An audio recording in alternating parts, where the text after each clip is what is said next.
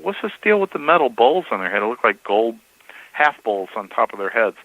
Well, then I got a picture while we were doing a shamanic ceremony nearby, and I got a picture of a small forest person wearing one of those golden hats. It looked like I got a picture of that here. It got like little diadems around the thing, and then just so happened to be watching Ancient Aliens, and they kind of talked about the ancient Egyptians, or the gods that came down, would wear these golden headdresses. It allowed them to have a higher connection to the gods, which gave them their special abilities. Okay, so I'm researching things infinitely more about special abilities, our abilities to be able to do the same thing, and then I'm tying it in also with portals, also about energy vortexes, which now I've been able to figure out abilities to be able to find certain energy vortexes that can be tapped into that might explain why they are able to use their own natural energy abilities or their DNA, or be able to generate an energy field used in conjunction with an energy vortex at a particular location that they probably could see with their own senses, and amplify it and be able to accomplish what they're doing, either to cloak themselves or to co-locate to a different location, or any number of things. I'm just wondering how many people have gone out in the woods and actually stumbled into one of those, and that's why we haven't seen them ever again. Well, that's, what's so amazing. I got it on my DVR, Vanished by David Politis. I was watching that, and he's talking about the two experiences, and that could not be explained why someone ends up walking to the edge of a thing in the snow and end up 700 miles away. And he's kind of finally coming to it, on the missing 411 things, coming to a conclusion that he actually had scientists check this one area out, and it's just actually had the anomalous readings of changing time. This stuff is real. I'm giving a lot of this stuff serious consideration now. And this is kind of like my new area of research, just beyond, I still go out and I'm finding a lot of little people. I'm finding pictures. I'm doing some enhancement pictures for those. They are starting to show up here in my own property, especially when I do shamanic ceremonies here, or drumming, or things like that. The one caller asked, "What can you do to attract them?" That is doing things like that, ceremonial things that show that you're connected to the earth more. That attracts them more to you, because now you're moving closer to how they are instead of being the typical human. Okay? No, that is very interesting. But it's still, for these things to exist, I'm just wondering if they're, who knows if they're coming from the future or if they're coming from the past, going through a portal. I mean, it's so interesting. Or are they aliens? And coming, and visiting our planet, it's so many different, it's maybe someday you might be able to find that answer. Well, I think all of it is true. Everything you just said is true. It's just, you're talking about the universe being such a, it's beyond your comprehension about everything, when you talk about simultaneous universes, parallel universes, when you talk about time travel, I'm coming across information. I'm actually researching that from Stephen Gibbs had a device called the HDR, and some people kind of laughed that off a little bit, but he was interviewed by Art Bell early on when he was doing Coast, when that was originated. And this was a radionic device that he was claiming that he would use that could cause greater instances of astral traveling, and even if this thing was done just right over a energy vortex, if you just landed just right, and at the right time of the month, like the morning of a full moon, you could literally physically time travel with it for a short period of time before you'd be returned back. And I purchased the book. I have I actually have this device here. I've been experimenting with it. And I'm looking at being very open-minded about it. I'm not dismissing it, because there were things. I even talked to him personally for about an hour about this, and the things that I've learned about portals, about the Bigfoots and little people, about quantum physics, and what this device does is almost like an artificial crutch to boost our own energy to match. In other words, what the Bigfoots can do naturally by generating their own energy fields to manipulate this. These are like radionic devices, different things, or tools that can actually boost up our atrophied abilities artificially to get us to, in an artificial sense, to get us the same energy to be able to accomplish these things. That's why I'm so intrigued with this information that I'm learning right now. It seems like from the last time you were on to now, it seems you're even more open now to different, ideas, and that is great.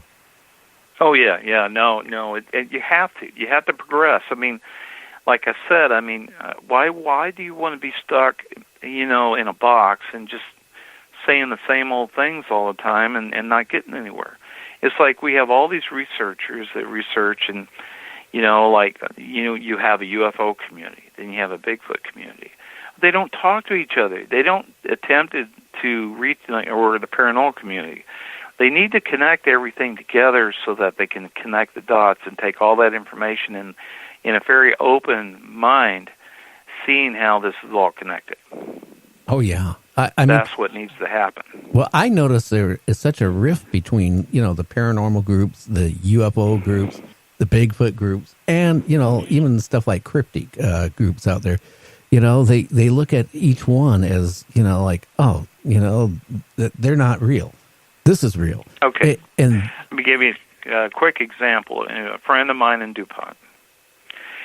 DuPont, Washington, was one of the earliest settlements in Washington State. And what the land company, the Hudson Bay Company, was situated just down the street at one point. Well, he's telling me in the middle of the night, down through his hallway, he sees soldiers marching through. He sees transparent soldiers marching down through the center of the hallway. I think his wife saw it too. Okay? And I'm thinking, okay, he's thinking, what in the world? Are these ghosts? I says, well, let me throw another thought out to you. And says, people haven't thought about this. When you want to talk about paranormal stuff, you're talking about a veil being thin between dimensions or between parallel universes. So going back in time is like accessing a different parallel universe, but it's just offset by 100 years, for instance. So I'm saying what you're probably seeing is a bleed through.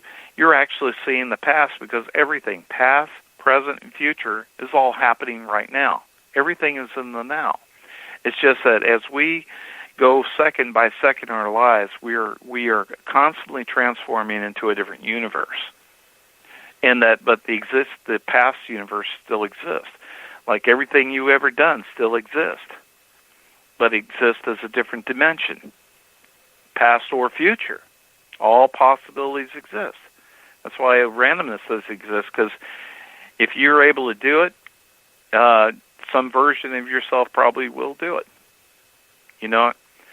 So it just blows your mind when you start thinking about how a dimension from 100 years ago can bleed through, and you can actually see the past. But I think that's not necessarily. Some of it could be ghostly apparitions. Don't get me wrong, but I think some of it could be just, especially if you see the same scene over and over again. Where there's strong psychic stuff that's involved, or from a paranormal standpoint, then it could be a reoccurring bleed through of the same time period, just like in a loop, just showing up night after night. Oh yeah.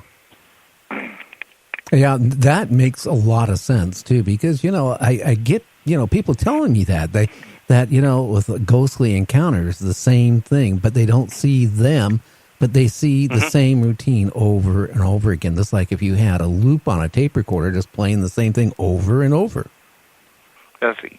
It's like my friend. She's highly psychic, Anita, and she's been sitting with me and we did the show before. She walked down on one of those nature trails when she saw what looked like a soldier coming down, and kind of looked at her. There was a response between the two of them, and I said, just in that one area, it was kind of like a weird zone she was in. And I was thinking, okay, what I'm getting from this, and I said, this is a bleed through. There's a zone right here where the veil got really thin between these two-dimensional periods, between wherever this person was 100 years ago and then, her. He looked like a ghostly image, and he kind of responded looking at her. And I said, if this is the case, you were solid and he appeared as a ghost. Imagine if that was the case on his end, where he walked in that area, you are the ghost because you're in that other dimensional earth. You are the ghost to him. He's physical and you're the ghost. So each other are seeing each other kind of bleeding through. It's kind of like having two radio stations on the dial, but they're too close to each other and they bleed through. It's like a bleed through from on the dial, from another radio station bleed into the signal of the other. Could you imagine though that somebody could be, like 100 years ago, but it maybe isn't 100 years ago to them. It's current, and all of a sudden happening now the time lapse over each other. Yep. Same with the future. We're in someone's past. Think about that. I don't want to think about it. It's all fascinating stuff. It really is. Yeah. I mean, there's so many ways you can, go down the road on this, but I really do sometimes wonder, when people see ghosts and things like that those people that, they're saying it's spirits, they don't realize they're dead. Well, maybe they're not dead, that they are living in their time, and our timeline and their timeline somehow merge for a split second or two, or maybe it's the areas too. Certain areas of the world, the country, state, city might have those areas, and they go. Oh yeah, yeah, and of course that's not to say that's the only situation. Is that you do have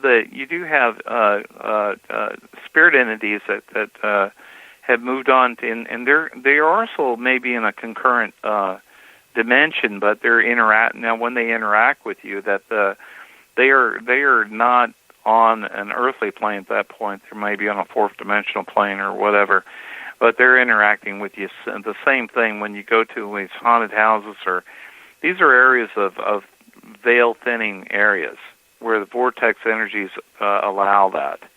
That's why these things happen. They tend to, especially when something horrific happens, like there's a lot of emotional outbursts, like someone's died or someone was killed or something. That's why these areas those emotions tend to cause those veils to go thin, and that's why there's a bleed through that happens. That's why you hear ghostly apparitions or voices. Oh yeah. Hey, we're almost out of time. You want to tell people how they can find your website and, give them information? And also this conference you're going to be doing. You want to tell them where it's at? Oh, yeah. If you go to planetsasquatch.com and you go down to the show slides at the bottom, you'll find there's a poster that I've superimposed here, but it's the third International Conference on Sasquatch, put together by the International Society for Primal People. It'll take place on April 26th, 27th, 28th of this month, and it'll be at the Expo Center Field House in Enumclaw, Washington, at what used to be the King County Fairgrounds. If they want to get more information, they can go to my site and go down and look at this, but there's a phone number, 509-308-6402. That's 509-308-6402 for more information, or you can go to the ghost is in plural, ghostofrubyridge.com/Sasquatch. And there you can actually order tickets there, or if you want to call the number. And now as far as my own site, you can go to planetsasquatch.com to see the show slides or get the other information I have. We also have a YouTube channel. Search for Planet Sasquatch, and it'll be the first thing that comes up for that. Also, I have a Facebook group if you want to see ongoing research. It's called Planet Sasquatch as well. and search for that, and then go ahead and click a join button if you really want to learn more